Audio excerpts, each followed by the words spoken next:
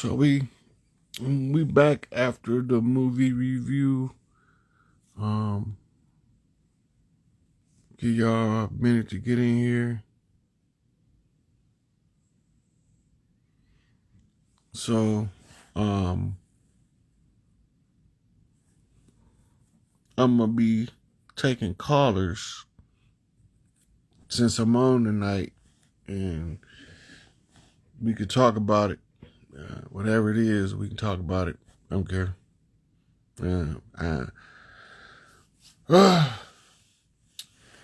a long time coming, but it changed and made it finally.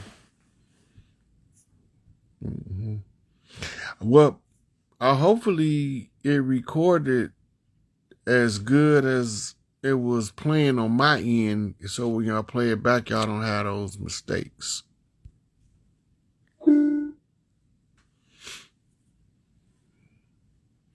How is the sound quality? Give me a thumbs up if the sound quality all right.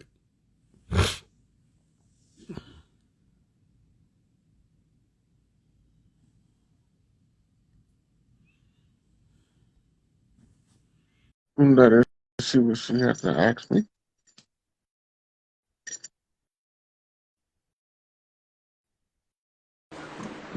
A good sound. Hey, Hey, how you doing?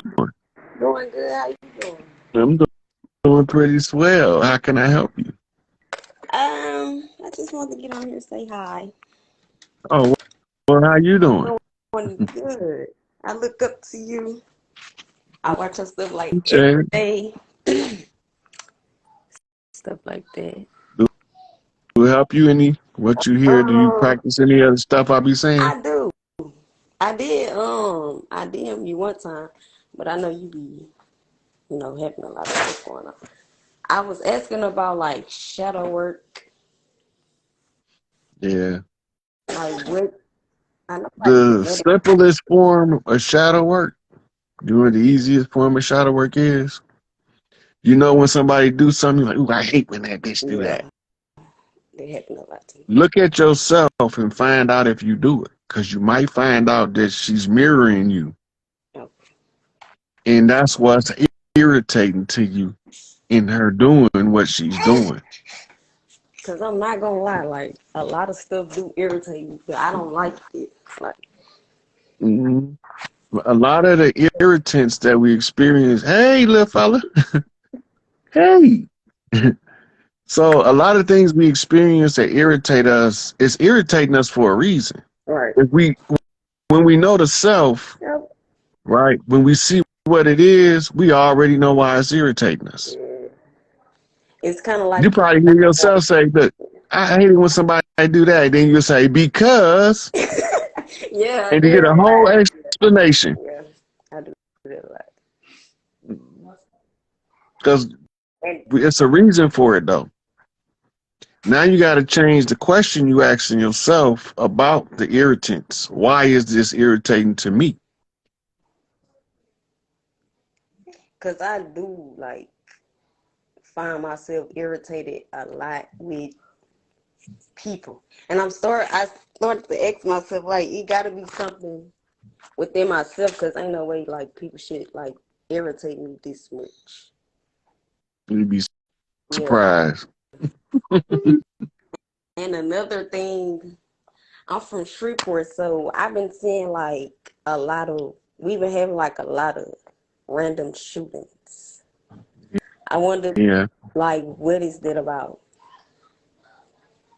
What you even know? Um, it's hard to say because we at the point now, the ones who haven't really figured out who they are, they they at the part now where they just want to tear something up because they feel that something ain't right and they don't know what it is. And that's why you have to get your irritations under control. Yeah, get myself under control too. hmm That's all part of it. I have like I started spirituality when I was 13. Like after my daddy died, my mama she got into it, and this how I got into it. And from there, it's been like havoc, basically. Cause it's like, cause like I guess me and my mom were like the first two to be awakened in our bloodline. So it's like we gotta learn from other people or ourselves. So it's not like we really Yeah. know what we're talking about or what we're doing with them. So Yeah. it's not So easy. it's like this. You woke up first because you the only one qualified, you and your mama, to cook breakfast for the rest of them as they wake up. And what's so crazy too, my mom used to tell me that when she used to sleep, an angel named Michael used to talk to her. And I Warrior used angel. to, huh? The warrior Yeah. angel. And I used to tell her, like, I used to ask her, like, could they possibly be your spiritual parent, one of your spiritual parents? Because she said he come to her a lot, all the time. Those are okay, so in in a different religion, let's say Ifa, right? Or let's say Badun, you be attached to a bloodline of one of the ancestral hierarchy spirits. Right. And they communicate with you just like you talking to me now. Only are you spiritually and emotionally stable enough to interact? Right. Okay. It makes sense. Make a lot of sense. Because I also, with my, because I try to like extra project and stuff so I can talk to my dead people and like, you know, how this stuff go. But I saw my daddy one time, but he would not talk.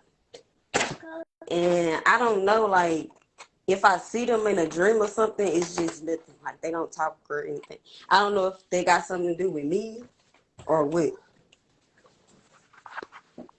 It's your development level haven't understood the type of communication they giving you on that frequency.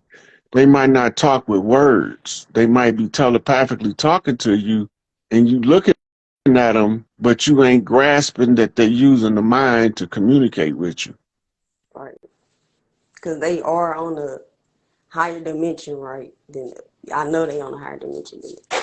So, but We yeah, do all our ancestors is information in our DNA now. okay.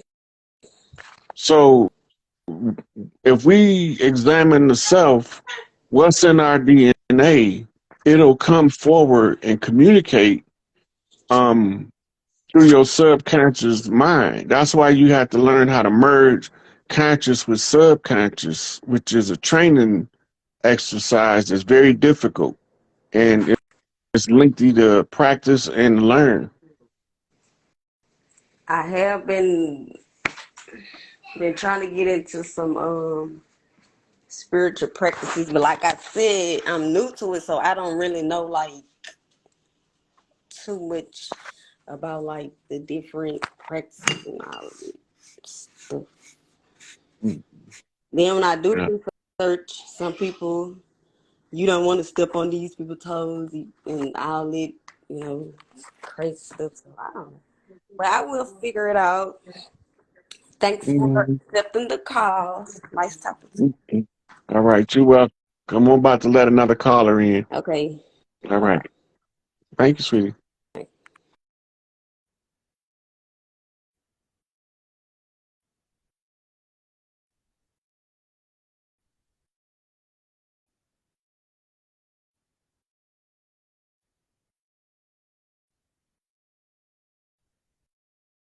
Mhm. Let's see what it do. Let's see what to see.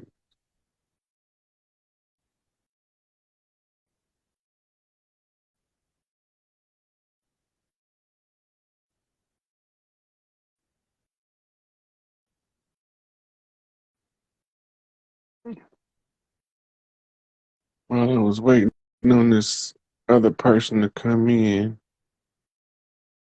How do we know what's our position in war?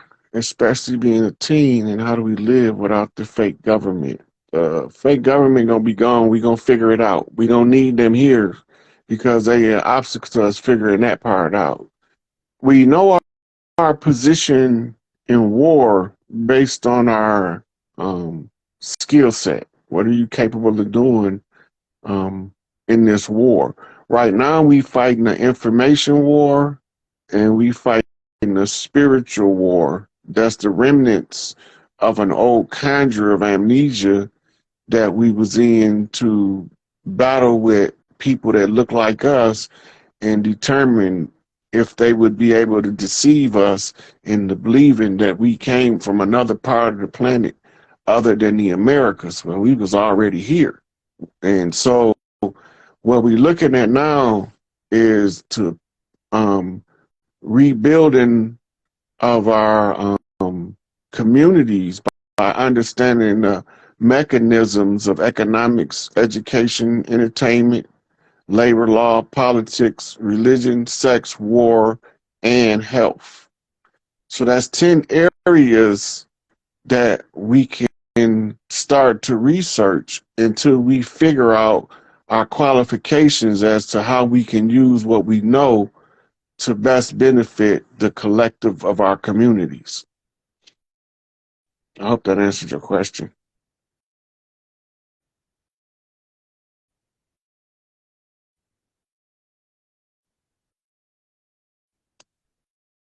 Okay, I'm gonna try another one. Okay, he declined.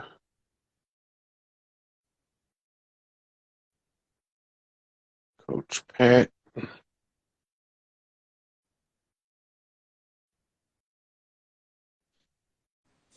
For anxiety, try St. John's wort and skullcap tea. Peace, God. How you doing, God? First of all, I just want to say I appreciate you for doing what you do. Appreciate it, brother. Appreciate it. I'm big into finding out about how we can utilize tech, moving on, creating a new society and civilization. How you feel about AI, and do you recommend using it? Or if you do, what are the best ways for us to use it? So, and when you determine in the upcoming era if we should use something, the first question is how do it affect the children? The second question is how do it affect the earth? If you can use a tool without it negatively affecting the children and the earth, and it can improve the life, you're supposed to use it. Mm-hmm. You know, man create the technology that we have now.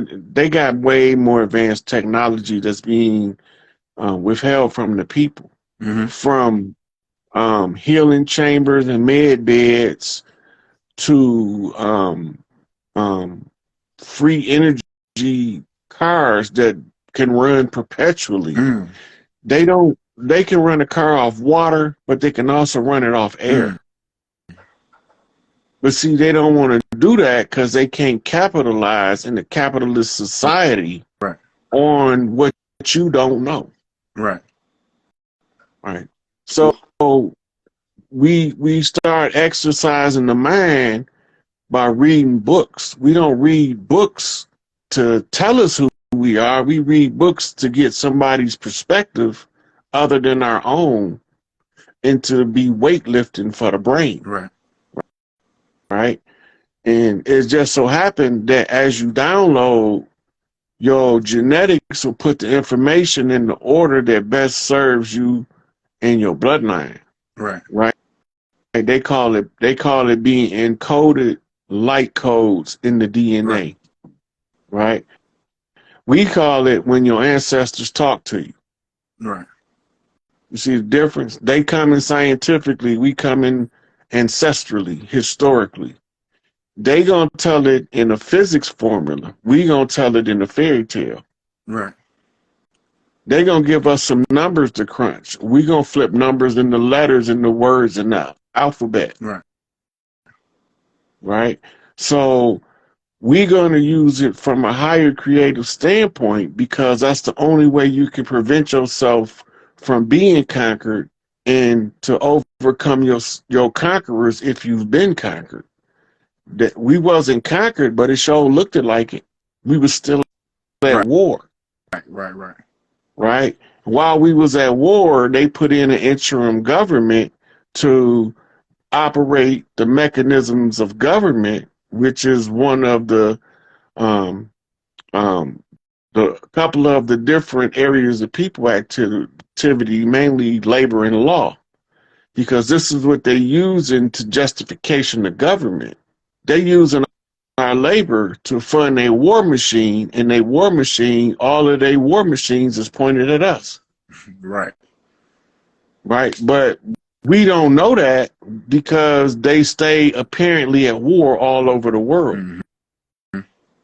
right? But they are being financed from one central location called Switzerland. Mm-hmm. So Switzerland remained neutral in all the wars because they funded both sides. Hegelian dialectic. Problem, reaction, solution. Keep them fighting among themselves. They'll never have the time to figure out they oppressed. Right. They'll never have a time to figure out that their heart is attached to the earth over Right. here. They'll think they from somewhere else because we told them. They'll believe us wholeheartedly. Right. That don't feel right to me. Right. It feel like we should have a say in that. 100%. You I know. got So. I got one more question. Mm-hmm. I found my calling. My calling is to teach my community about health and wellness. One of the big challenges I'm running into is getting people to take that portion of their life seriously. Well, I also teach health and wellness, and I know exactly where you're coming from. People believe that these diets they have in us is our natural diet, where they wouldn't have to worry about health and wellness, Mm. right? The misdirection, switching out the bison with cows. We don't know why they did that, Mm. Right, because cows right? are native to this land. No, and all cows are hybrids. Right. And if you notice, they've been blowing up and setting ablaze and killing mass slaughter of cattle. I have no. That's so that the farmer can recoup it on the insurance before the corporation go down. Because Mm-hmm. there ain't going to be no GMO allowed, no artificial food to the people. But we first have to get to the position where we can control our own food development, our own farmers, right? But as for now, you're starting to see it all over the chicken farms.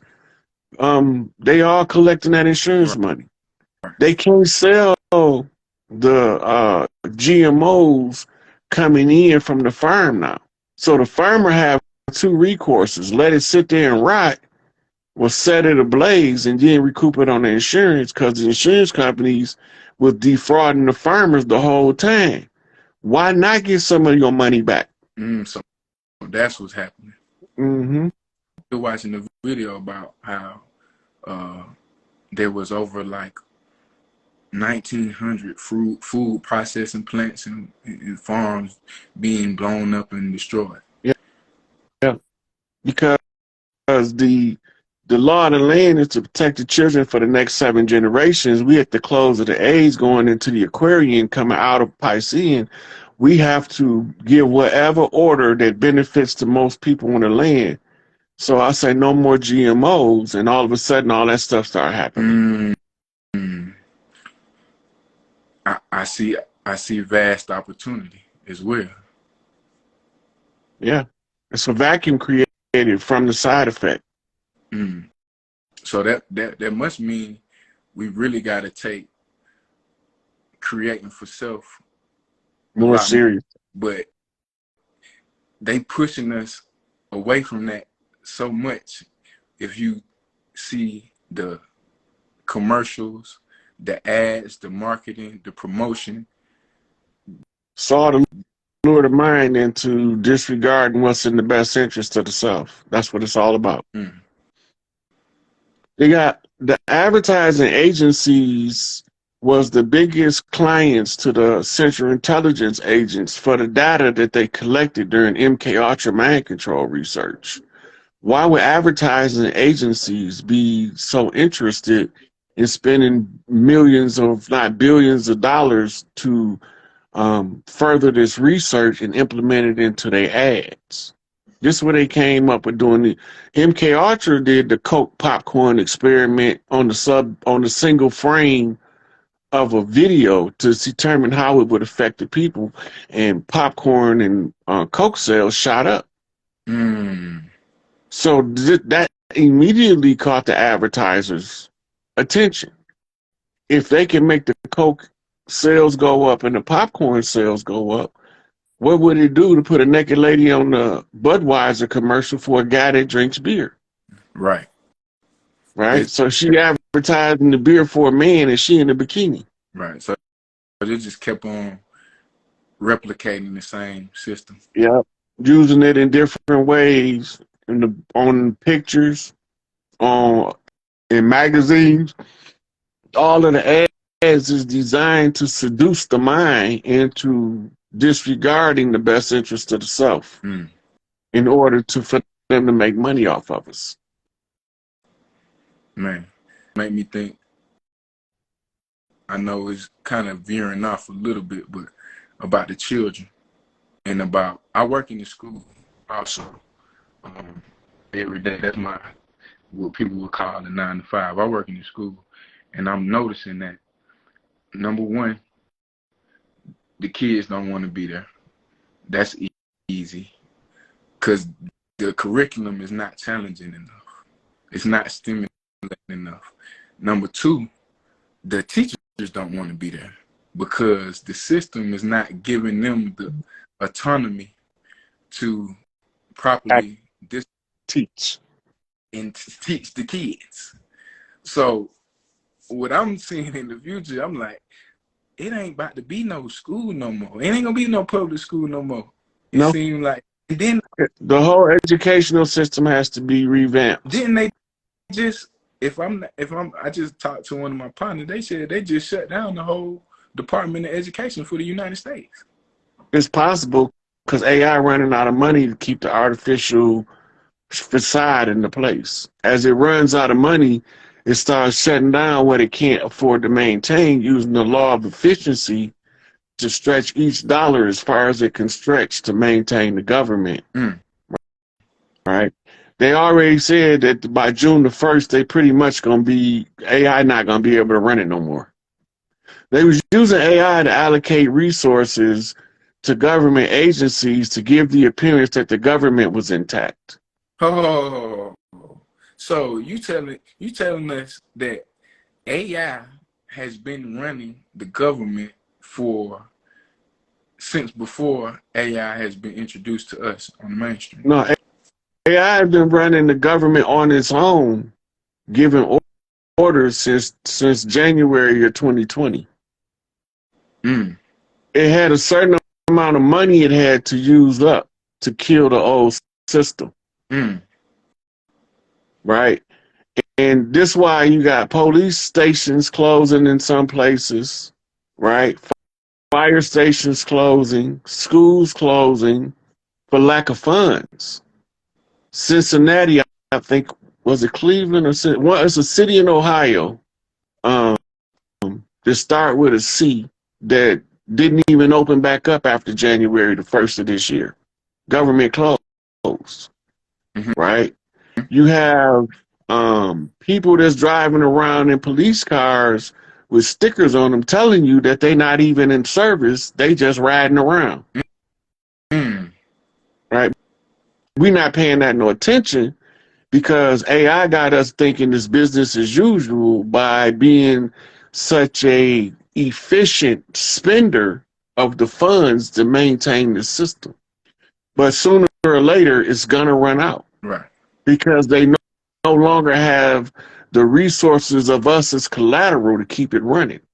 In the meantime, we have to try to inform many people as we can clearly that this system is over with and we go into a new system, and AI is also using fear tactics to keep people subjugated. Right. How am I gonna be scared of a stranger on the land and I got all my family here? Hold up. You know what just clicked for me? It sounds like the Wizard of Oz. It's exactly like the Wizard of Oz. When you see the character behind the curtain, you realize he stole Big Mama's keys Mm, and acting like he a grown man driving the machine, mm, and he's a clown the whole time. mm. But it's AI, it's artificial intelligence with a 4-bit quantum encryption system using the law of efficiency, the rules of finance, fractional reserve banking, in order to stretch these last few dollars as far as they can be stretched. And as he ran out of funds in one area, it's got to close down. Right. This is why you see, I think the guy in California name was Gavin Newsom. They called in the National Mm-hmm. Guard. Because the only people money not cut off is the military. Mm. AI has no control over the military, only the political government and the artificial structure. Right. Right? So once they run out of finance, now we have to be able to protect the people using the National Guard because the police is policy enforcers. The copper tops. Right. We forgot why we called them cops. The copper tops, because they wore those copper badges Right. that identified them as hostile forces on the land. We began to believe they was the legal jurisdiction of law enforcement. They wasn't. The tribes was. It's Mm. all tribal land. But they tricked us into thinking that it was something else. How, They ran a Ponzi scheme on us and now it's collapsing on their finances. how we get back in control? What's the steps now that we know what's going on, or the leaders know? Um, what are some of the steps that we need to take to really take the steps to be, take our rightful place? It's each one teach one at this point. But we past trying to wake somebody up. Right. Right. But what we can do is start making connections with family members you don't talk to on a regular basis. Okay. Right? Because you might need to call them later. Right. Yeah. All right, Money. We'll appreciate your call. I'm gonna take another one, see if I can get some more information out to the people as best I can. As always, I appreciate you. Keep doing what you're doing. We love you. Peace, God. Peace, God.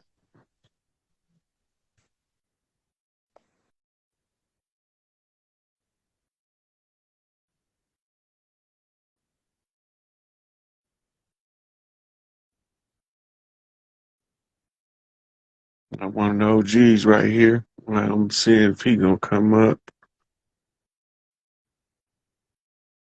What it do, comrade? Peace, God. What's up, Rod? What's going on, man? You got it. You got it. How's it going with you? Man, it's going, man. Everything lovely. It's been a minute, man, since I hollered at you. I know, man. I've been offline. I know. Letting them make the ears connect. Been letting the people make the ends connect because you gotta let the energy settle so you can see what you're working with. Right. Yeah. Right. So I don't shit, even remember the last time I did a live on Instagram, probably about 3-4 months ago. I think it was longer than that, cause shit, I ain't hollered at you since I hadn't talked to you since before your damn born day. Oh yeah, yeah, that Yeah, was it's been a November. minute. Yeah. Right. So you already answered one question I wanted to ask you about that July deadline, right? So Mm-hmm. I mean, does that mean that so if they're gonna run out of money, is that gonna be affecting people's jobs? Yep. So the motherfuckers just gonna shut down then, right? Everything gonna end up having to shut down Ain't that a bitch? unless people So unless the people willing to work for free. hell no, you know that shit ain't finna happen. So shit, it would be more due if the people who really are are in this fucking journey to just fucking quit them motherfuckers anyway right now. I said that 3 years ago. I already know. So so you putting confirmation on what we should have been doing a long time ago. But you got to keep in mind, 3 years ago, I wasn't even in most of these people's peripheral vision, let alone their direct sight. Dig, yeah, dig You that. know, I had to put out such um, extreme volume of information that they have to come across it, right, over Mm, time. And I had to cross so many patterns on the way that the algorithms work for enough people to see what I'm talking about. right. Then I got to talk to people on different levels of understanding, on different topics, different subject matter, right? Mm-hmm. And this requires a long toil of information, outformation, transfer, right? And that's what takes the time for us to be prepared to go back to our culture and our people, because somebody had to be able to get the understanding clear enough as to how we got infiltrated and undermined, and why they want us to think that we from somewhere else, and why they replace us with people they brought over here as slaves, right?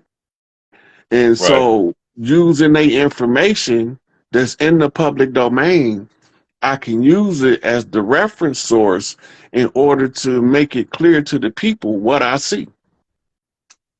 Everybody ain't supposed to agree with me, but everybody supposed to check out what I'm saying and find out, are you disagreeing just to be disagreeable, or do you disagree because we got a fundamental perspective difference? You see from one angle, I see from another. If we disagreeing on them lines, you can merge perspectives. Right. You can close in on the perspectives, because you can get to see more spectrums between the two as y'all negotiate why you see it from your perspective and I see it from mine, Mm, right? And that's how you, this is all with the communication systems of our people is on different levels. Everybody ain't on the same level. So when I talk a certain way, sometimes I talk over people's head. That wasn't for them. It was for the people that was over their head. And then some people, sometimes it sounds like I would say, what they dumb down. Not that I'm dumbing down. I'm talking to a people that's linguistic grasp for this English language is not as high as a lawyer or a doctor, right? So I could go talk legalese to people that study civics and law. I can't talk legalese to people that study and cook Kentucky Fried Chicken and Popeyes shit. and the hoochies that hang out They there. ain't hearing that. Right. So now I got to come to them and talk about fried chicken and Pop Tarts. They Uh, understand that at that point. So today I might be talking to a people at one level, but tomorrow I might be talking to people on an entirely different level. And it might sound hard for a person to grasp if I'm talking to somebody on a higher level.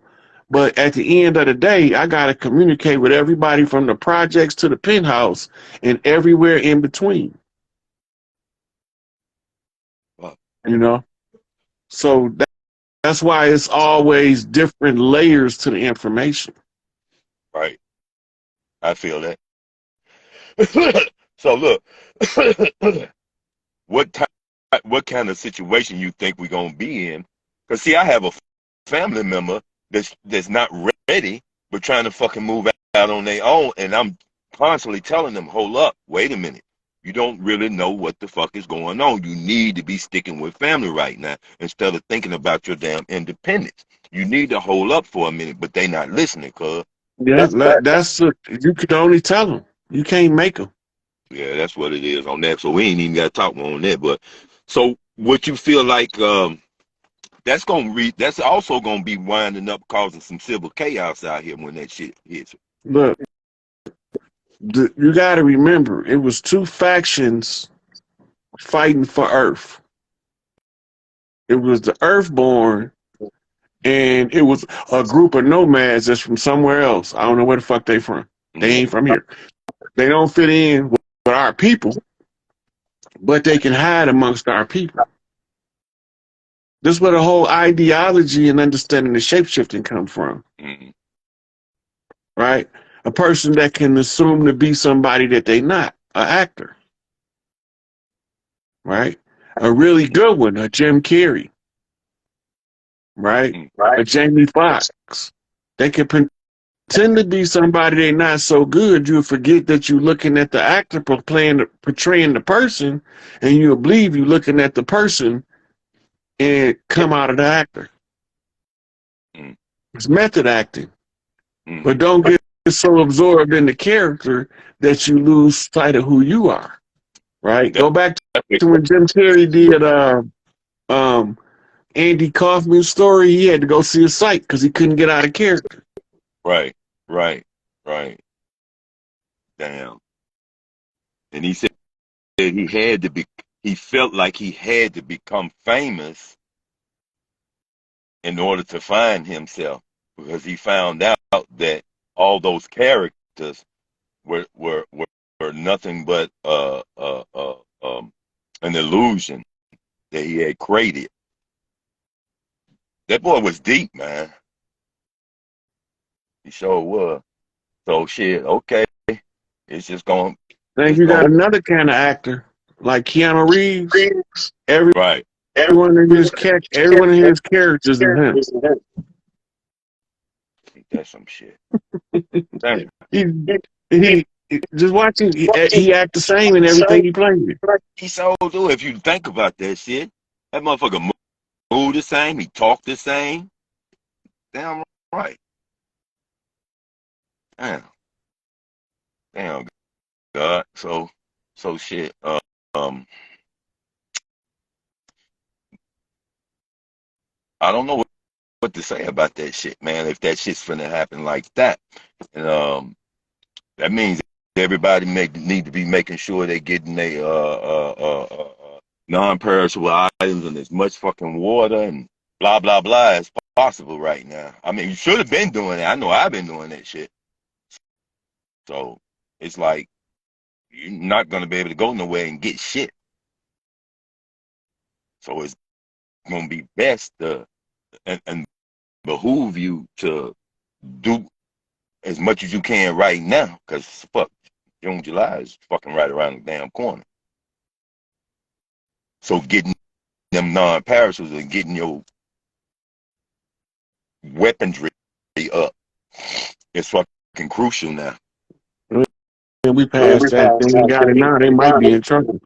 Shit, that's what I'm saying. I'm just thinking about just putting the shit out there again. You know what I'm saying? Maybe I tell somebody you hear this, something. we not gonna be down for as long as you might think. Mm-hmm.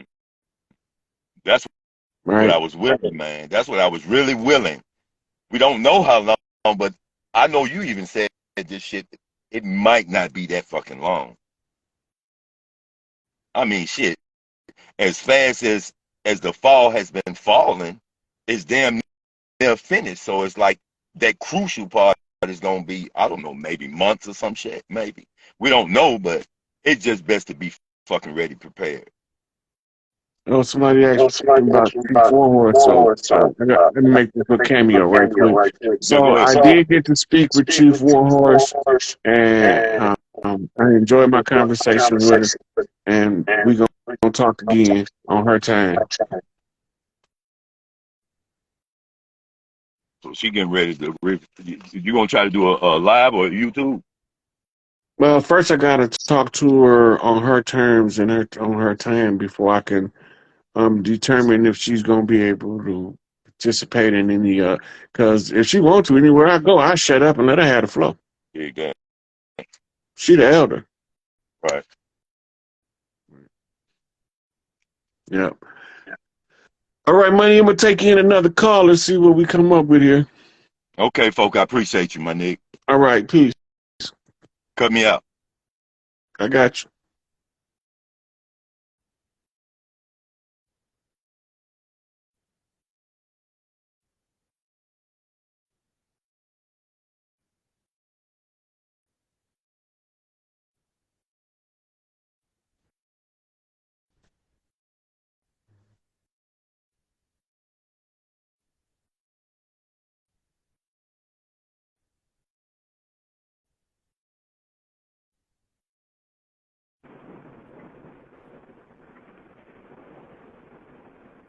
You got What's up, Rod? you got it, you got it. Man, what's up, man? I'm out here in Chicago, man. I'll be checking you out, man. You be having me thinking about what you be saying about the people that look like.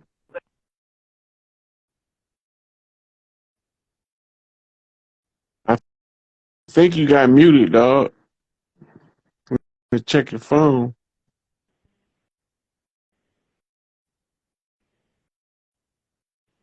I'm gonna have to X him out. I don't want to X him out, but I can't hear him.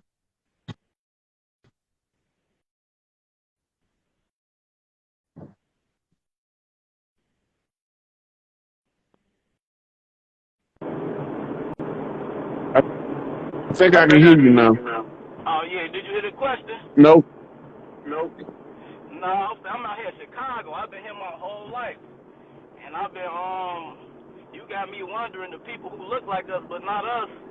Is they the everyday people, like the people you go to school with, Yep. you at work with? So it's like, and are they aware who they are? Is they? I feel like now they just watching me. Some of them know, but all of them don't. Mm. So Just just like like us. us, Some of some of us us know who know who we we are, are, but it's but it's more of more us of us that that don't. don't. Oh, true that. Now, another question I wanted to ask you too, like are you able to do we make babies with them too? Like, are we able to have kids with them? Um, sometimes, Sometimes, but but sometimes sometimes they they not not compatible with us genetically, and we can't. We be with them a long time, won't make no babies. Mm. Oh, okay then. I was just questioning a few things. Now I'll be checking you out though, man. I'm out here this I'll be listening to you. You be making a lot For of sure, for sense to me. sure.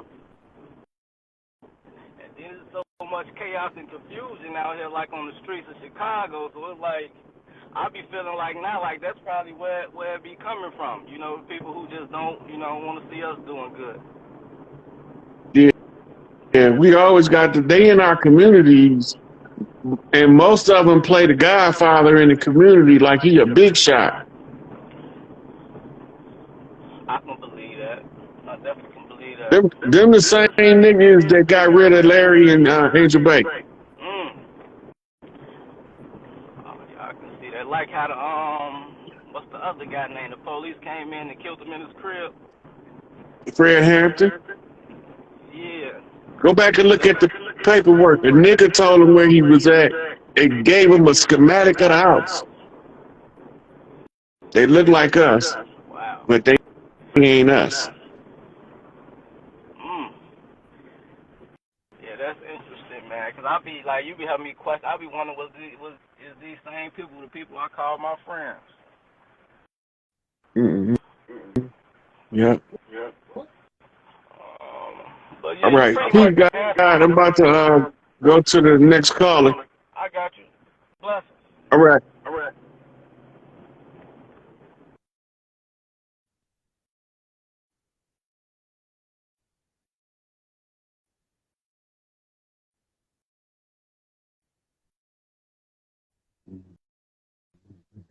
They all over the land, you know. Bunch of them look like Yo, us. what? Peace, God. Oh my God. Holy. Oh, what's up, man? I got my headphones on. I hope you guys can hear me. You Um, sound good right now. okay. I got the fan going, smoking. Yo, Rod, my birthday is November 10th, 1983. Um, some of the stuff you said resonate with me, and I'm sitting here and I'm putting things together. And it blows my freaking mind because I was a different kid growing up. I was a kid that got made fun of. I got the most bust ass in my family. Um, but I love my mom. I love my dad. And I kind of moving different right now. So I don't talk to nobody. I'm by myself. But I got my wife and my kids. And that's my joy. That's what I crafted. And within the last couple months, shit just been hitting me. From one day just watching KRS-One, and he's talking about conscious. And then the next day, I'm seeing Brother 19 Keys and Billy Carson. And then just things are talking to me, but I use life. So if it comes in a video, I take it from a video. If it comes something thing, but I just moved different. And I was like, yo, what the hell is going on? But when you started to break down them motherfucking dirty Moors, the studying I did in school, like, I was always getting in trouble as a kid. I went to a Catholic school. I'm in Canada. They're teaching me about some native stuff, and it didn't resonate with me. And I used to sit in the corner of the wall because I was that kid was like, no, man, that ain't right. The history ain't right. But when you start putting it together, it was like, I was like, man, this guy's thorough. Because there's not many people like you, Rod, who break it down in this generation to help people see it.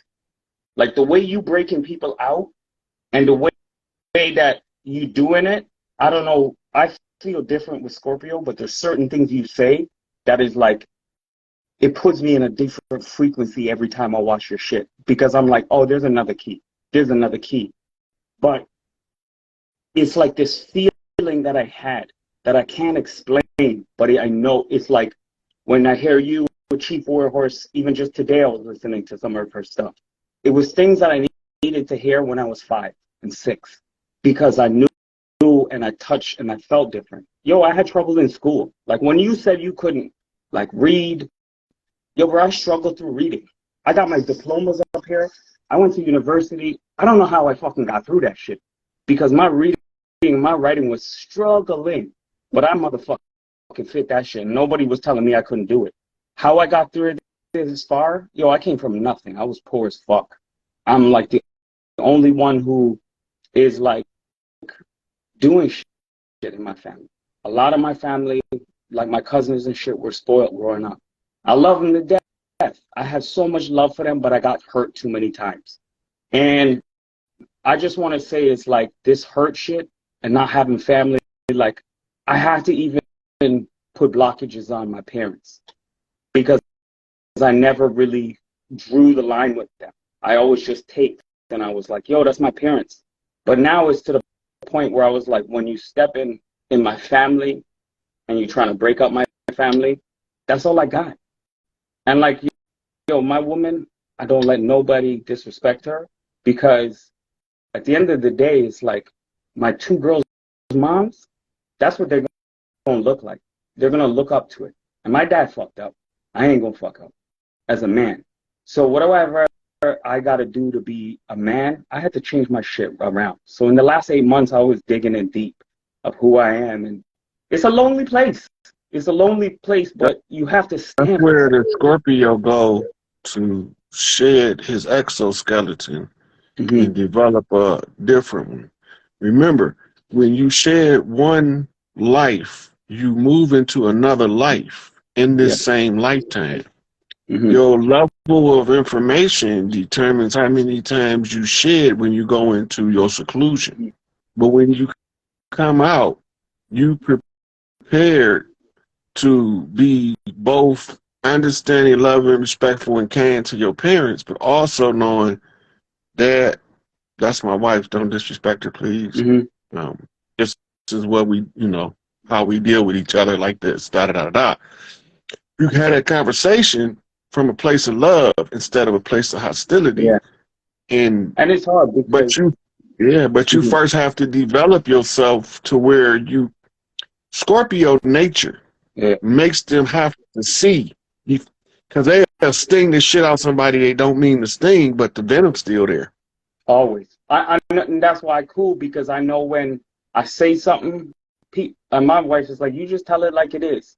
But like I just watch people. So for the loved ones, I'll take the shit. I always have. And like to this day, like yo, when it was down to nitty gritty, I was always there for my mom. If I had to pay my mom's mortgage, I lived with my mom. I paid that shit. I hustled. I would do whatever it takes. To this day, they know I love. But when they disrespect my love, that's when it hurts. And I just got to a point I was like, they got to see me for who I am because ain't nobody, I feel like in my family, I love them. Ain't nobody love them like how I love them. Because I was willing, I feel like in the battle of life, I would do this over. Like if I had to save everybody in the world, that's who I was. And that's who I am. Because there's a code you stand for, right?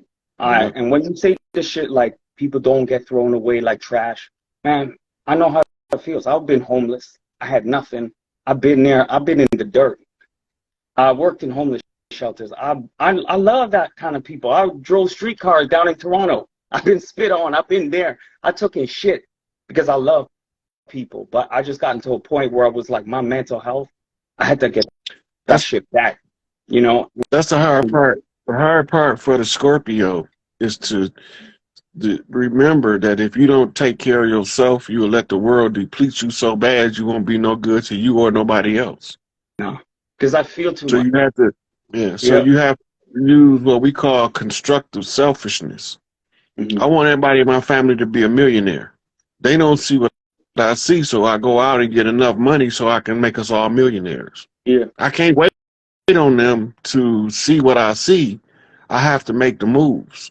I have to, put stuff where it need to be in order for the rest of the clans to see what I see. And then we move. We didn't seize our assets. Everybody that was oppressing us, assets has been seized. Yeah. Right?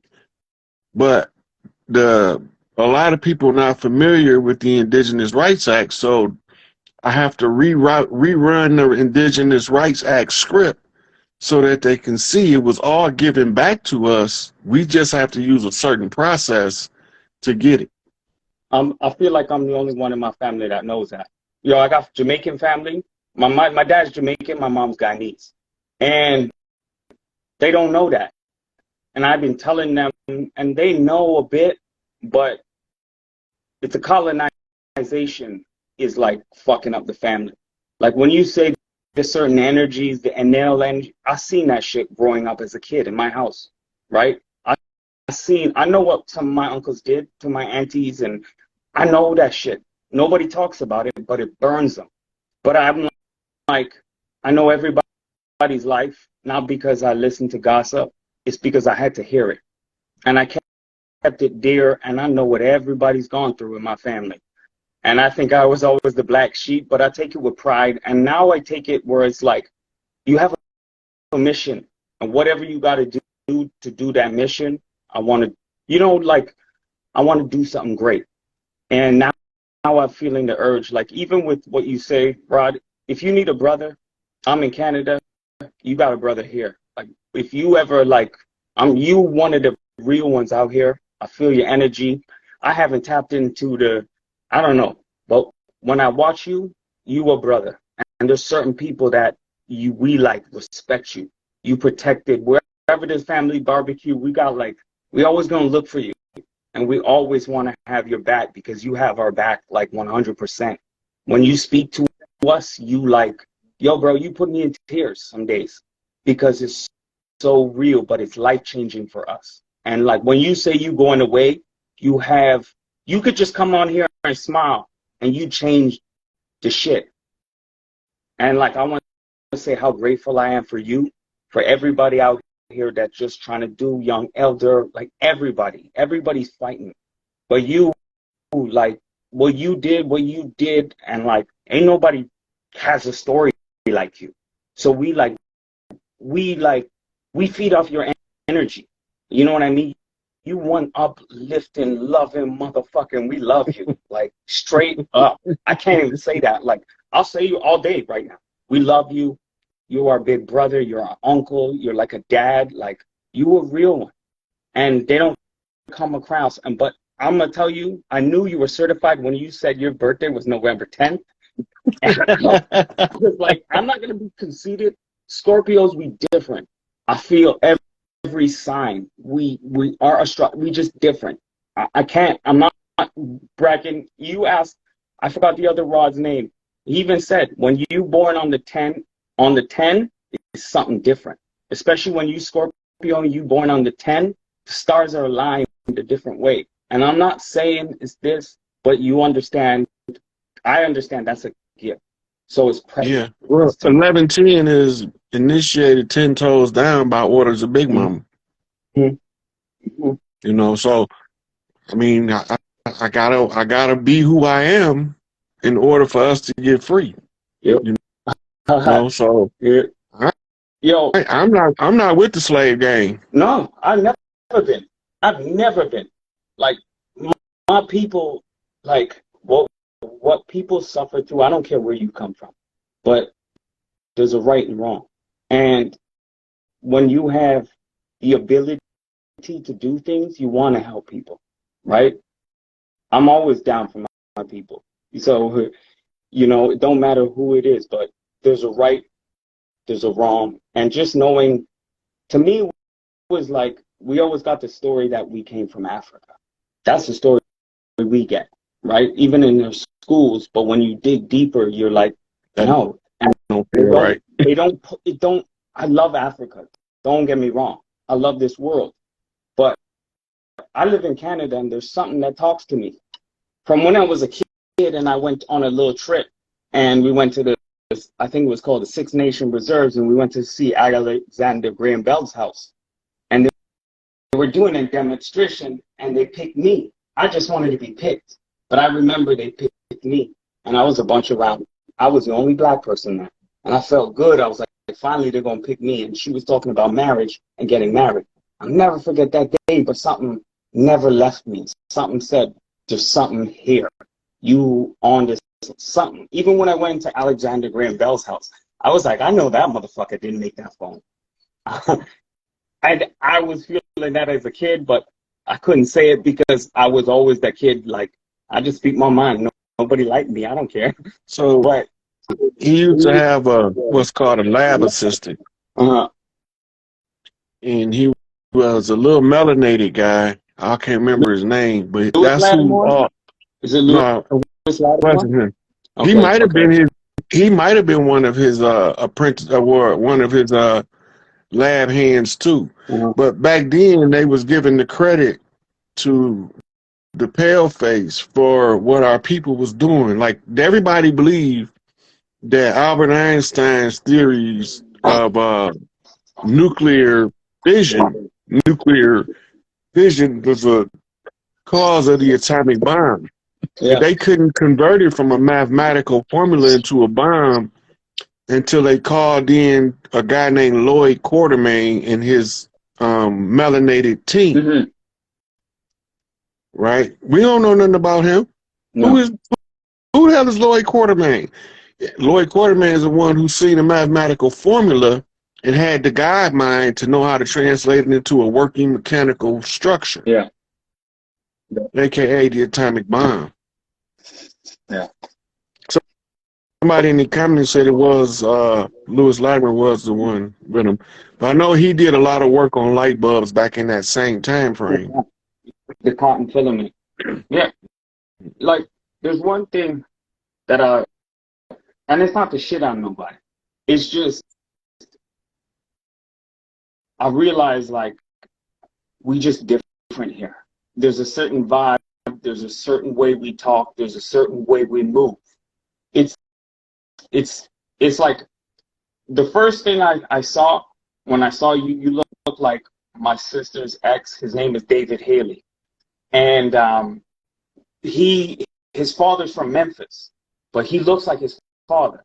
And he, like, when I looked at him, I was like, Dave, you got to check this guy Rod Hayes out, man. He might be your family or something. But it's the mannerisms. It was the way, even when you, like, you always do this with your lip. And I'm like, David, he does certain things. The way he smokes, that might be your cousin or something. But, yo, I haven't seen. Excuse me. Yeah, no worries. Do you need some? Do you need some? Sure.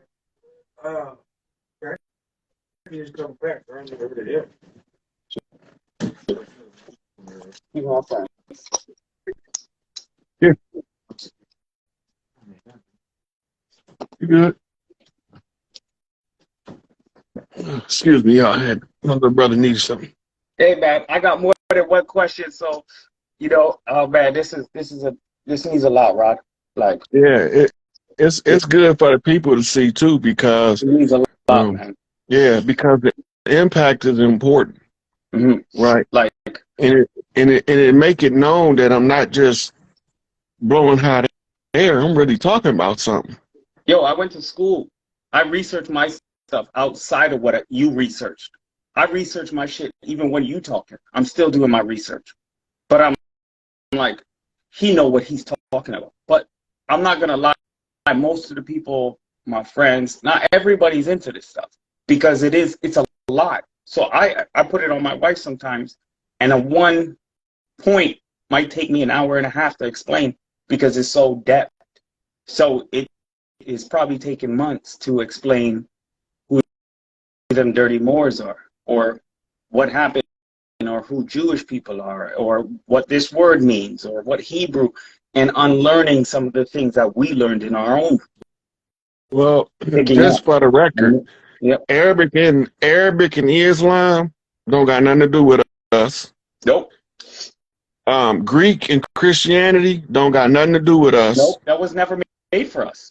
And Hebrew and Judaism don't got nothing to do with us. We was here before they brought all that garbage over here and dumped it on our See, land. I threw this away. It's called a Holy Bible. My grandfather was a bishop in his church. He wrote my name in this, I think, damn near like 92, May the 3rd. That's when he wrote it in there. And it's crazy. Like, I never read the Bible. I wasn't into it. I didn't feel it. I didn't disrespect anybody. I just wasn't my thing. But I threw it away and I just put it in the garage and I was like, yo, man, I'm done with it. But I was like, no, man, there's some codes in here or there's something I can use. And I use whatever now. And I'm really trying to tap in. So I sit with myself. I have my own rituals to tap in, to find, That's to communicate, the to first better contract they myself. brought over here was the Bible. You know? But we didn't know how to read the contract. Yeah. And we believed the Bible was used as a religious book, but it was used to keep the contract in everybody's mind while the conjure was working. Mm-hmm. And the Bible teaches us how to use a binding spell on ourselves to keep us restricted from ever reaching any forms of greatness. It totally does. Like I see it because there's a block on you. Because when you believe something without not even having fact, but when you believe something is like it almost has a fear, a constant collapse fear. And a certain mind, and especially when you don't really read it yourself or somebody's dictating it to you and you're not divulging and learning, it puts a sense of constrictive fear on the mind and how far you can think in your own possibilities. And even the fact of praying to something and never seeing a result, it is crippling to somebody because That's because they don't teach us the science. Prayer is a nothing, half of an equation, you know. Yeah. right? It's a two-way channel, but if you only using it one way, you can't use it effectively. Like, and even my family, they talked about voodoo and stuff, and I was like, wait, so even when I look now, I was like, man, that shit got us out of some trouble, whatever we needed. And I was like, but this is life. This is a tool that we use as humans. It's not wrong. It's not right. We are amazing creatures that can touch into a spirit, get into different realms, different dimensions.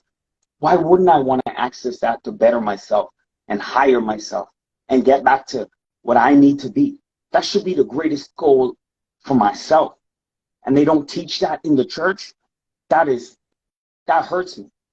And that hurt me because, my family that came from that. Like But you, hardcore. My dad, like, you got to you keep know? in mind, I was in church with my mama more than anybody else. Mm. Right? She kept us in the church when we was little. Yeah, yeah. Right?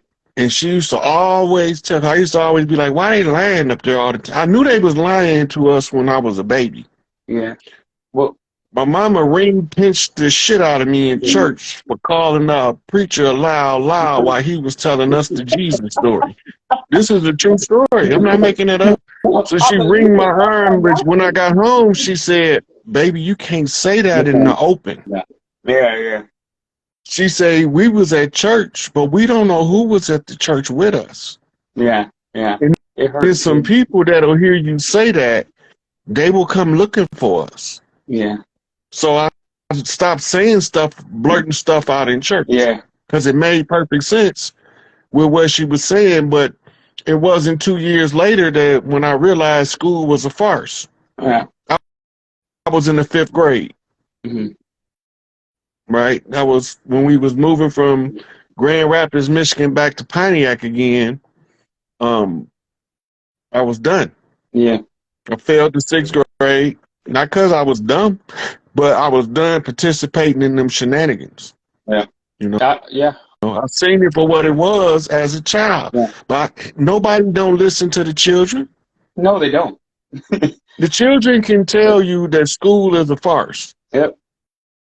They tell us all the time, but we be like, just shut up, take your ass to school, go learn something. They I ain't teaching us literally, nothing. I had a teacher. I called him out. He was racist. We lived in Scarborough, so I grew up multicultural, but there was a lot of Chinese and Filipino. Then I moved and we went to Pickering. Like we moved a lot, right? I love my dad. I love my mom, but my dad was never a real man to my mom and my family, right? For whatever reason, but that turned me into who I needed to be. So I understand that, and I do my thing, right? But my dad taught me certain things. But when I went to Catholic school, it would just like, I went to school. I was one of the only black kids in the school. The teacher literally had me sitting turned into a corner because I was disruptive. Oh, I had ADHD, I had this, but I challenged him. And the religion stuff, I challenged him. From what I knew and what I felt, I used to just say what I felt. You And know it the worst really, thing. You know the worst thing for social development. That was one of the best things my mama ever told me.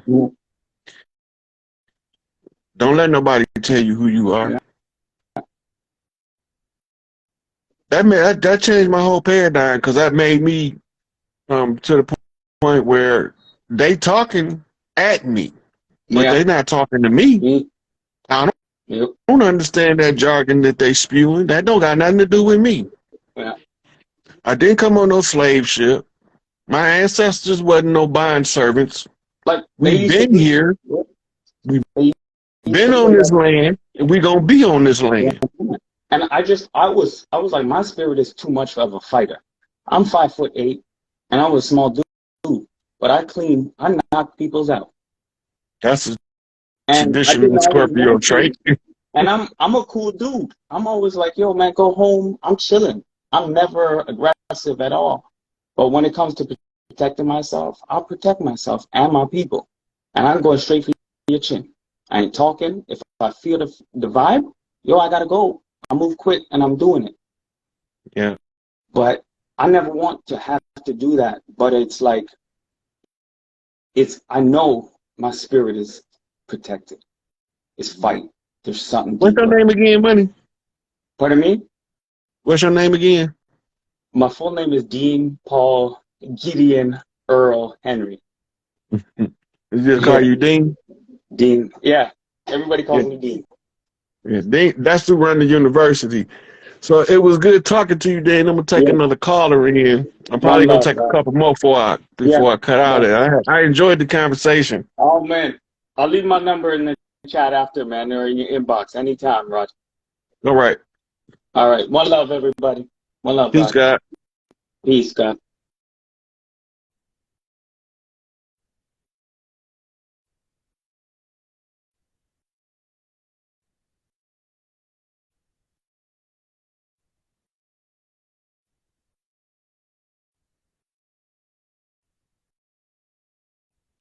There's a lot of questions in here. Hello. Can you hear Hey, me? sweetie, how Hey, you doing? I'm freaking awesome. I can't believe I'm on here with you. Wow. Holy shit. Man, Chief Pontiac.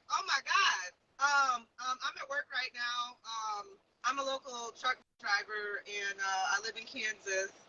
And I've been watching you for a while, and I love watching you and Young Elder. Y'all done crack my head and twist my cap so many damn times. Oh my God, I can't believe I'm on here. So like, I don't know, I just have like a little bit a question. I don't know. I'm gonna just say it. So I was adopted, right? And my mama people, they come from Detroit, and so when I seen you was up there in Michigan, I felt like an instant connection. And I was adopted and shit, and my grandma, she was into some crazy shit, But me and my auntie, I found my biological family, and we watch you and shit, and we just love what you're saying, and like we're the only people in our family that's like aware of anything. But my question to you is, you talk about how our ancestors and our DNA and everything, and I feel like I have a dual kind of assignment because my adopted family is here in Kansas, and they're Christian and all that stuff and whatnot, and I was the black sheep, and I didn't really fit in with them or whatever. But my question is, from your perspective, how does being adopted, and growing up in a different environment, affect, I don't know, I guess my assignment? Because I've always been aware. I remember I've hated church since I was 3 years old. You know what I'm saying? And like it just sounded like some bullshit. It sounded like, man, them sound like the fairy tales that they be reading to me and shit. Don't sound right. Like, what the fuck is that? And I always, my mom was really, I was adopted, like I said. My mom was white and my dad black, and my mom was a fucking emotionally, she couldn't get past her own abuse, and so she was abusive to me, and I always just wished and hoped that I could like find my real mom. And so when I did find my biological family, my mom had passed away. She had died. And that was really like devastating to me. I was just like, wow, really? So I got raised by this crazy white lady and shit. And so, it was just, here, let me see if I don't know if you can see me. But it's just been crazy. But yeah, adoption and how that affects, I don't know, my assignment, or because I've been helping people. I give people all kind of shit. I've been into metaphysics and voodoo and shit for at least 15 years, and people, they come to me and ask me shit, and I give it to them. I don't really know my like purpose or whatever, but yeah, I feel like being adopted has definitely affected whatever the hell it is I'm supposed to do. Okay, so now let's analyze this for a minute. So you was adopted by an abusive adopted mother. Yes. She was married to my father. My father is black, and he's just kind of like one of them go along to get along ass Negroes. He just fucking, Okay, let's look at the key points. Okay, so he was your biological dad. No, Okay, they're both. all right, I got you. So he's a pacifist male. She's a alpha female, and she. So what do you learn if you ever adopt a child or go into a relationship with somebody that got a child? You know from experience that if you don't protect this child's emotional well-being and mental well-being, that they will go through what you went through, and you would be the agent that rendered that to them. Right. It makes you not want to do that. Right.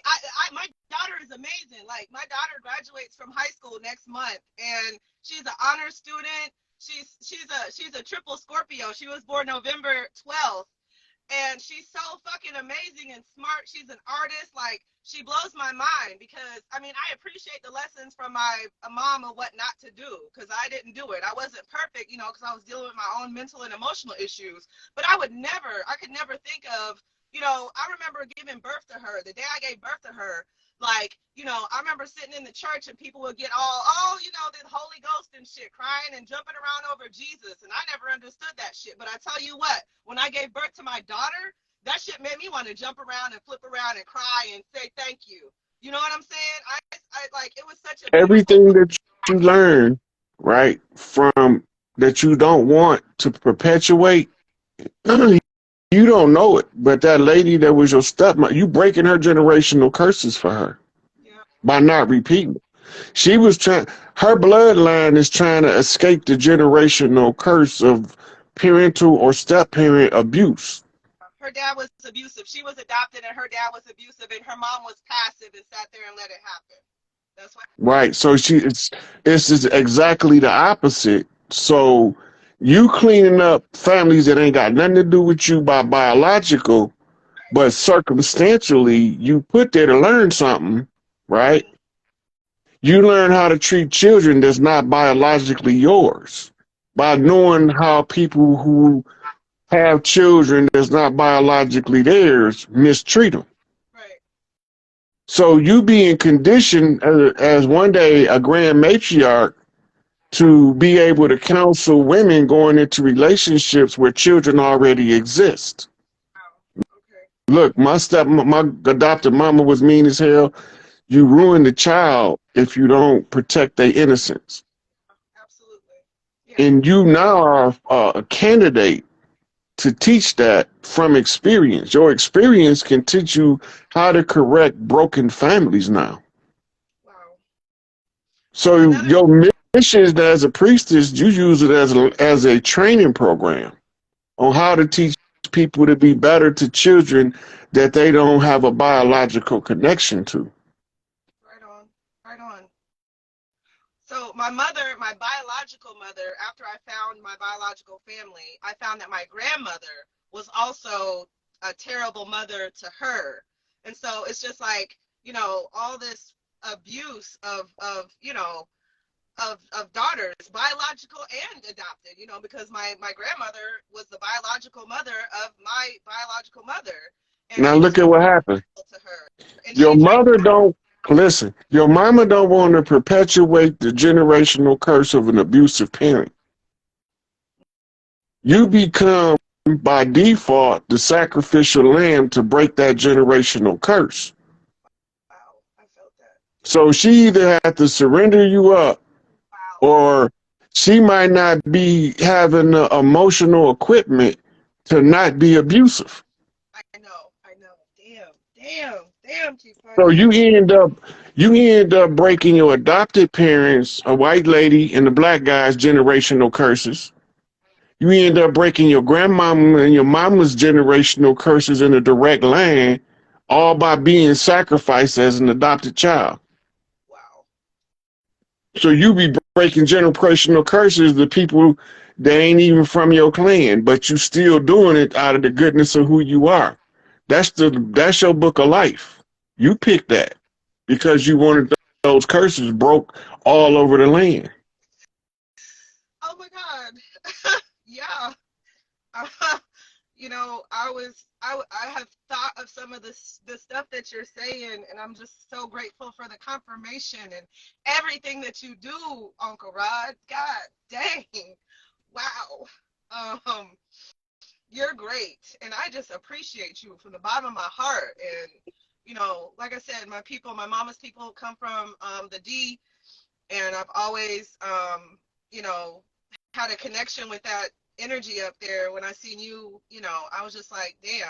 And so my biological father is from Tallahassee, Florida, and so I've talked to him on the phone a few times, but I want to get down there and see him.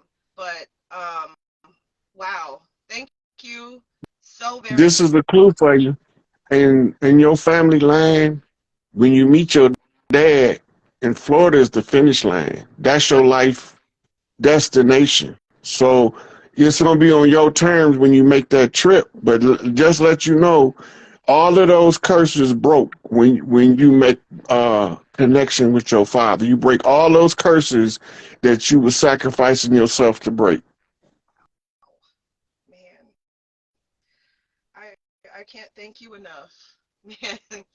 Um, I don't even know what to say. Just thank you so much for everything you do. Shoot, I'm You're, even thanking you for breaking curses because this make my job easier. oh man. I've always been strange and weird, and I never fucking was able to get with the program of the society and none of that shit, man. It just didn't fit. History, everything. I was like, it sounds like some bullshit. And you came This along. Go this ahead. this is why women like you gonna be needed to raise the matriarchy, because y'all have to teach us that y'all have to clean up the bullshit we've been being taught. Fuck yeah. Mother is the first teacher.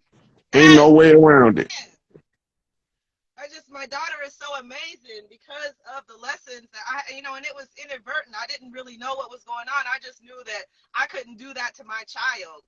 And she's so amazing. Like when I go to parent teacher conferences, they're like, "Oh man, your daughter's great." And like, you know what I'm saying? And I just wanted to give her what I didn't get. You know what I'm And saying? she And she is becomes the manifestation of the broken generational curses from all sides. is. She is. Man, she's so fucking amazing, man. Oh my God. I look at her and I'm just amazed. Thank you so much, man. Um, I don't even know what to say other than I can't believe I got out here with you, and I appreciate everything. Thank you for your confirmation, for your teaching, for your patience with people. You're everything, man. Thank you so much, Uncle Rod. I can hug you right now. You welcome, sweetie. Keep up the good work doing what you're doing, because you're following your path to the letter. You Right done on. broke enough generational curses. Now you got to go see your dad to get it all over with. Right on. Thank you so much, man. Thank you. Have a fucking amazing rest of your day. I can't believe I got on here with you, man. Hell yeah. Peace and love to everybody, man. Like we gonna do this shit, man. And all praises to Rod and Chief I don't want Warhorse protecting no all. praises. I just be grateful and thankful. I don't need no praises. I ain't nobody God. I feel you. I feel you. Protect Rod and Chief Warhorse at all costs, for real. Absolutely. All right, sweetie. I'm gonna take one more caller before I wrap it up. Right on. Peace and love, everybody. Peace and love. All right, peace. That was a beautiful sister. She went through a lot, and she was able to use it to her daughter's greatest advantage.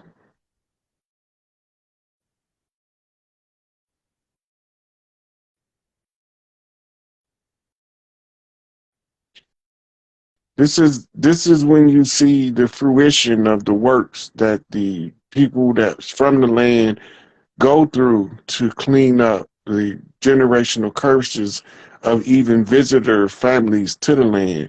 We don't want that negative energy over here. And some of us suffer just so we can be able to get rid of the negative energy. That's why mama say sometimes the good got to suffer with the bad. It ain't that the good was doing anything wrong, but the good have to fix the problem, because the bad just gonna keep corrupting the system. And this is why only way that we gonna get up from under the condition is by um, each one teach one. And that was a perfect example. Okay, so he didn't come in.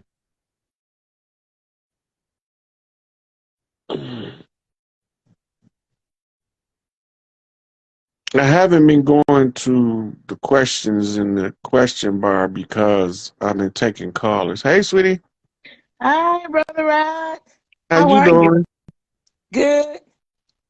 So I have a question, like what type of energy are we in? Because I've been so emotional. And usually I'm just a person that vibrates high and, you know, I feel everybody's pain. Like an empath, I could just take on everybody's energy, feel everybody's pain, want to help everybody. But lately it's like I've just been emotional wreck. And my dreams are becoming more and more um, Vivid. overwhelming. So your dreams are your subconscious trying to give you information that you can use in your waking life. You get frustrated if you don't learn your inner language. In your dreams, you get weirder, stranger. Sometimes they become terrifying in order to make you pay attention and have a memory to try to find out what the dream world is telling you about the physical world, Mm-hmm. right? The dream world is aiding you in your path, and your subconscious know the language, but your conscious mind don't know the language. Some Mm-hmm. of us have our own way of communicating with ourselves that nobody can tell us how to do it.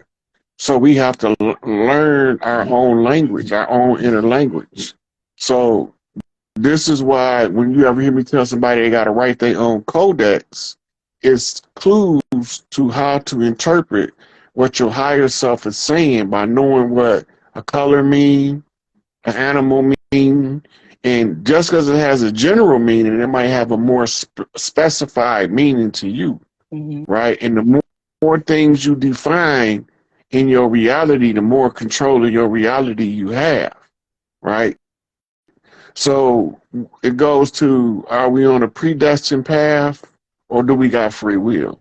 You're on a predestined path until you find your free will. Mm-hmm. Because when you're not using your will, it's the law of use in the universe. Somebody gonna use it for you, and it might not be to your benefit. It might be to your detriment. This is why we teach the children to be responsible for the self and to know their space, because Mm-hmm. you can control yourself best by controlling who comes in your space with the wrong energy, So right? pretty much taking my power back. Yeah. Your me time, if you don't have me time, every woman's responsibility herself, especially when she start having a husband and children, is take at least an hour a day to Mm-hmm. at the end of the day to unwind from the day, or else she's gonna get overwhelmed in short order. If you take that me time and daily resets, spiritual baths, you can use it for your listen to your music and dance in the basement, whatever it is that is suitable for you to spend some time loving on yourself. Mm-hmm. This is going to empower you to be stronger in dealing with others. And they don't want you to know that. That's why I'm telling you. Because I Mm-hmm. know they don't want you to know. I've been going to the water every day last couple of days. Hmm. And that's where Yeah. you can get your spiritual messages the strongest at the sides of the water. You know, Mm-hmm. my mama used to tell us we going fishing. She teaches us how to fish. We went fishing damn near every day when we didn't have no money, because that's how we ate. But in retrospect, my mama used to be out there meditating on the water, getting spiritual messages in order to properly guide her children. She learned Mm-hmm. that from her father. My grandfather was one of the biggest medicine men in the country. People came as far away as Canada and South America to have him mix them healing herbs. That's my mama's Mm-hmm. daddy, Mm-hmm. right? He was a high chief. His territory, they didn't divide his land up now, but we traced it all the way back to his wife when he passed, got deceived by bankers and they tricked her out of the land. I think they gave her like $15 for like over 100 and something thousand acres, Mm-hmm. you know. So she really didn't know what they was doing or what she had or what she was giving up, right? But he was protected before that by his organic status to the land. They couldn't take his land. Now you got Macomb, Mississippi built on his land, Tylertown, Magnolia, Sunflower, all that's on my grandfather's land, Mm-hmm. right? On my mama's side, Wow. right? It's And trickling so, down to you, his yeah, knowledge and my big mama, her land claim, his land claim is on her land claim, right? Because she allocates the women used to allocate who settled what portion of the land and where cities would be developed, or what we call them villages. Where the villages, is the closest English word to what we call them. And Natchez, Mississippi, on my grandfather's land too.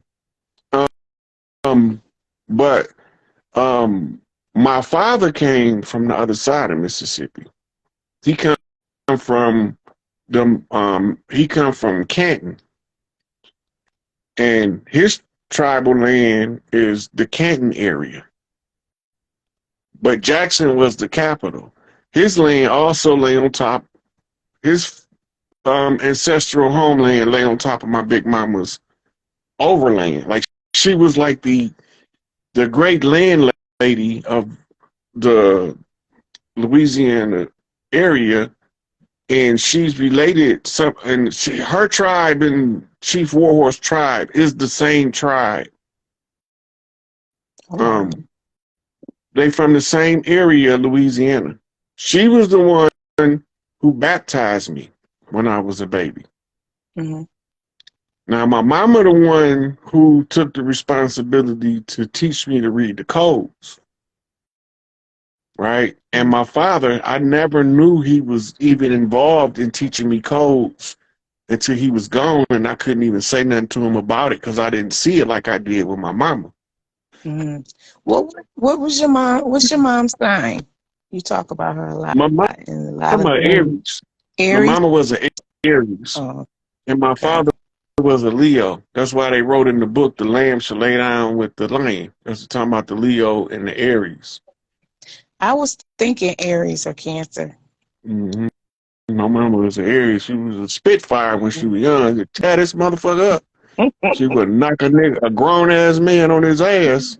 I bet she was a beautiful woman too. Yeah, she was drop dead gorgeous. Mm-hmm. My father said she was more red than the red-haired left-hand monkey. That actually Yes. sounds like something somebody from the South would say. My mama said about my daddy. She said he got more nerve than a brass ass monkey. They was flipping me cold. I didn't know it until later on. Yeah, All that time. yeah. Right now when I look back at all of the people that passed codes to me coming up, I'm like, why do we not be more consciously aware that we code flipping even as children? The children's games, all of those children's games, hopscotch and all that, those were training programs. All them games that we double dutch. Double dutch is from here. Double dutch ain't from nowhere else on earth but the Americas. That's where it came from. Right? I never And learned. yeah, but other cultures have a similar practice. Like in Asia, they got this thing with the bamboo poles that looks like they Mm-hmm. hopscotching. Mm-hmm. I know what you're Right? speaking of.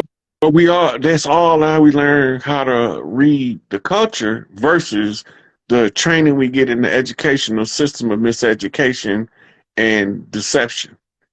So when you get older, you becoming an elder on the land, right? You coming into who you are, you're responsible as an elder to tell everybody what you see until they understand what happened to our people so we can break free as a collective.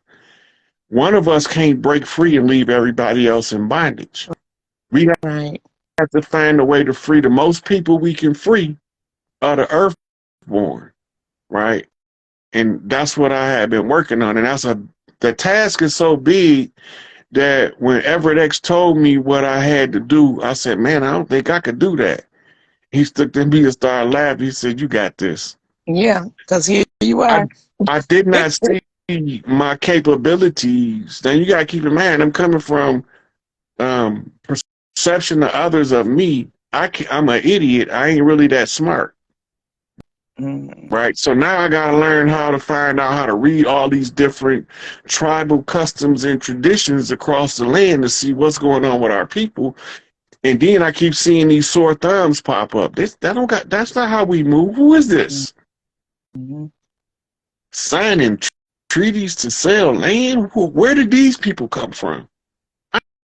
Who is these people signing these treaties? This ain't us. They land. We don't believe that you can sell Mother Earth. That's like somebody saying, "Yeah, I'll say you my mama." We don't. It doesn't compute to a seasoned chief that becomes an elder. Right. It's irrational logic. I can't sell you my mama, fool. Okay. All right, so when you reading in the treaties that Chief White Dog, what the fuck? Who is this? It's talking Right. Who about is it? you can buy this land. Mm-hmm. So that's how we know that there's imposters on the land because they not moving like the tribes. Mm-hmm. All that stuff made up to trick us, Oh, that's and I'm gonna keep saying it until we understand it. and that's all we can do is keep saying it. You know, some people gonna catch on. Some, Now they about to catch on fast because we're getting close to end game. We getting close to the big rollout, yeah, yeah, right? very close. Yeah. My dreams, So I tell you, my dreams. I don't even see how I get rest. From the time I close my eyes, I wake up in the morning. It's like I'm everywhere. yeah, we do a lot of traveling in our dreams. Now remember, if you Mm-hmm. notice, the time in a dream doesn't match the time of the sleep. You can be in a dream and go through a whole week and wake up 8 hours later. But in the Yes. dream, you lived a week. Listen, Brother Rod, that is so true. The other day I lay down and I woke up. I was like, oh, it's almost time to get up. I slept so good. I had only been asleep for an hour and a half. Hmm. I thought it was time to get up. So that's You know, true. I went through years of insomnia. I used to read myself until I fall asleep. That's how I ended up reading so much material. Couldn't sleep. I had Yeah. to read at least about 30 or 40 pages to make my eyes tired enough for me to fall asleep. That add up fast. Yeah. Well, I don't have that problem. As soon as Yeah. I lay But down, what those I eyes ended up doing, close. I ended up training myself to use water as a sleeping agent. So, so when I start every night when it's time to go to bed, I used to drink a big cup of cold water Mm, and go in my room, cut off all the lights, close my eyes, go to sleep. After a while, my body got used to when I drink the water, that means it's time to go back to sleep. mm, So when I started experiencing my bouts of insomnia, I smashed a big cup of cold water. I'm out like I took a sleeping pill. mm. And it only took me about 3 months to train myself to do that. Now I could do it at will. I drink cold water before I go to sleep as well. Yeah. Most Yeah. of us build up a dehydration anyway, because Mm-hmm. we're not properly, our system's not working at optimum levels, and it causes more water than we would normally need to run the mechanical system of the body. Right. Yeah. So when we drink that water, we hydrate the system. Now the system can start doing repairs, and it does repairs when you resting, when you sleep. Mm. Okay. Yeah. My body. I used to drink juice, juice, juice. Now all I want is water all the time, all day. Yeah, I went through phases: juice, water, pop, juice, water, pop, and then I found out I was calibrating to energies doing that. When I was going Mm, through a phase, I only got the appetite for this. And then I was okay, I'm calibrating myself. Then I had to say, well, who energy am I calibrating to with this particular thing? Whether it was, I got an overwhelming craving for chicken. Oh, that's me. yeah, I'm that's tapping you. into me. I'm tapping into me. I love fried chicken. So, but when Mm-hmm. I go through I found that when I'm trying to channel my mama, I get an overwhelming craving for Pepsi. Mm, Well, most of my life, my mama drank Pepsi. Before that, she used to drink Royal Crown Cola, but then they mostly went out of business and forced her. She didn't like Coke, so she started drinking Pepsi. Mm-hmm. So now, if my mama trying to tell me something and I can't hear her, I'll just get a craving for Pepsi, and then it ties the sympathy into my mama and her Pepsi that puts me in what's the nostalgia and reminiscence to recall her energy, and then she can communicate with me. Mm-hmm. That's funny because a lot of times I think like my dad is trying to communicate with me. Like I'm still grieving him. It's been 2 years. I'm the only girl. I was a daddy's girl.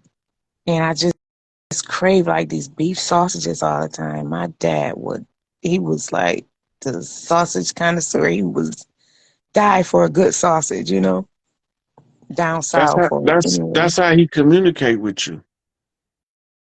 The Mm-hmm. way that you open the two-way channel is when you get the craving, he got a message for you, right? Mm-hmm. So you go, however whatever his favorite sausage was, try to find that one and cook that one, and it's Mm-hmm. closer to his energy. You got his DNA signature, part of who you are. Mm-hmm. And when you do something in the physical world to call forth the energy, now you can align your codons on your DNA to allow him to download information directly to you from the genetic tree, from the family tree. Okay. I'm gonna find that sausage. Yeah. All right, sweetie. I was gonna make this my last one. I'm trying to take one more call before I go. All right, brother. Thank you. Gratitude. Okay, you're welcome, sweetie.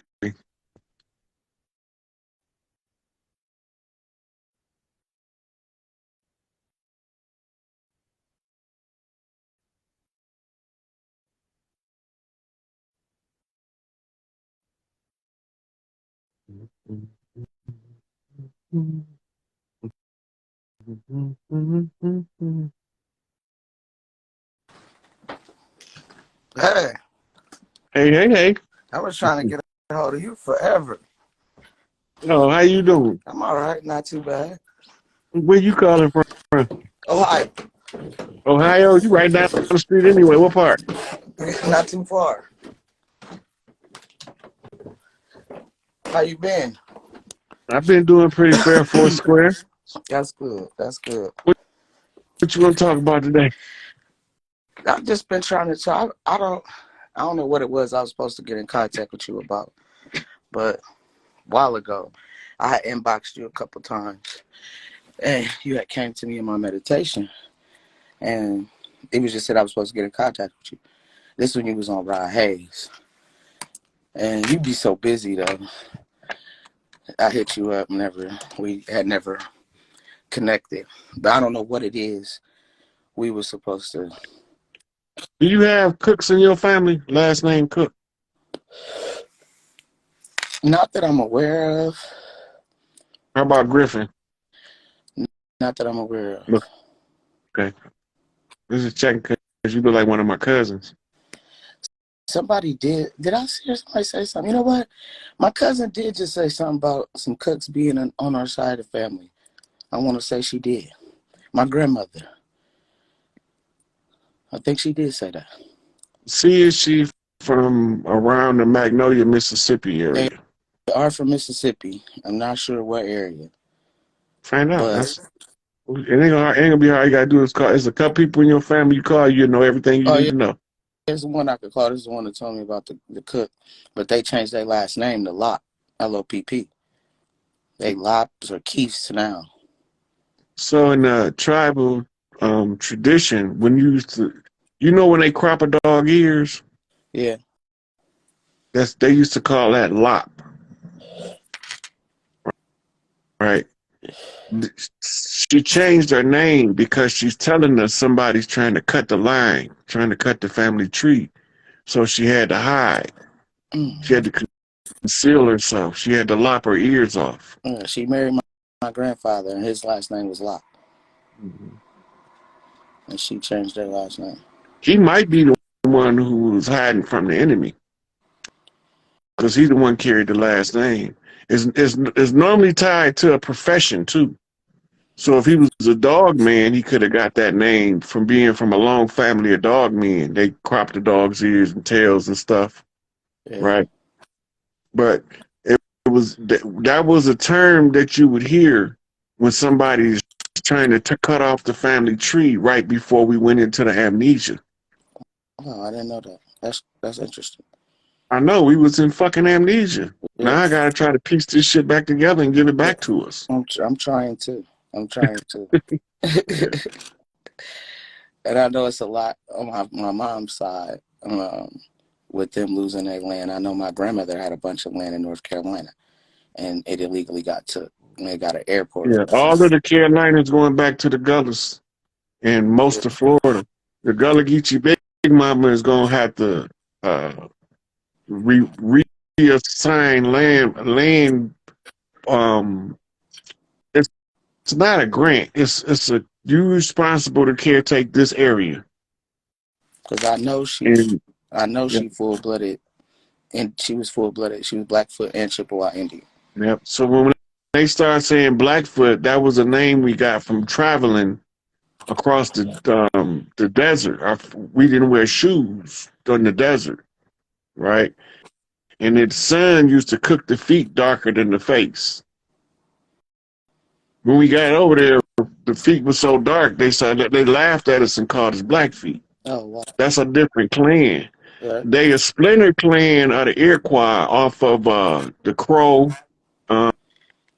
It's a couple more clans I can't think of them all right now, but they was all branch family tribes that came to fight the Gullah Wars. Yeah. This how we all end up in the southeast, concentrated in such high number in the southeast. And when they do their surveys, they can't find us in the other parts of the land. We was fighting war,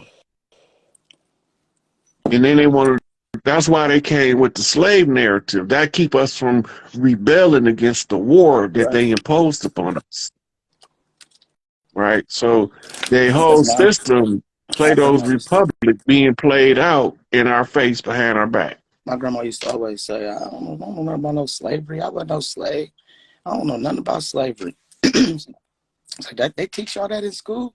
Say, yeah, grandma, they was teaching us we were slaves. She was like, nah, we owned our land. We wasn't no slaves. We had stores, land.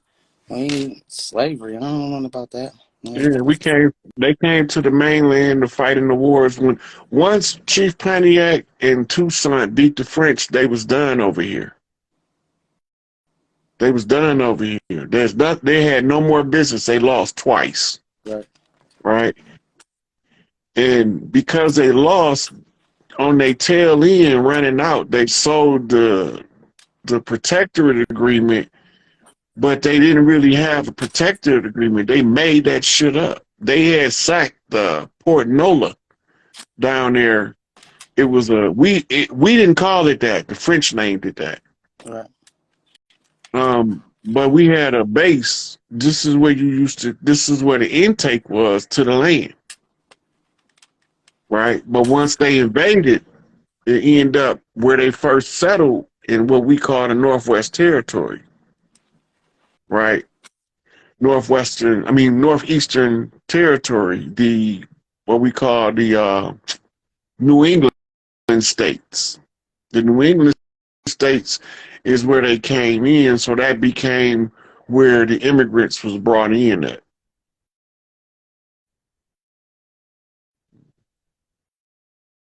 It's buffering you out, sweetie.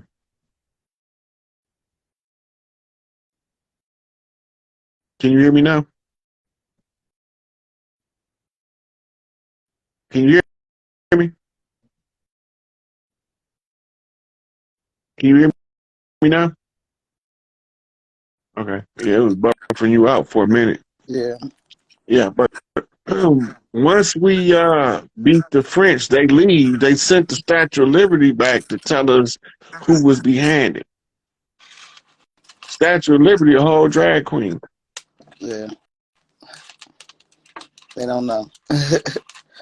I know I'm getting my land back. It's coming back. I know I ain't even gonna have to fight for it or nothing. It's coming back. Mm-hmm. Yeah. I All know right, it is. Speedy, I'm about to wrap this one up. I'm I, about to get tired now. I About to appreciate smoke with something to call it a night. I appreciate you All the time. We'll keep up the good work. for sure. Thank All you. right.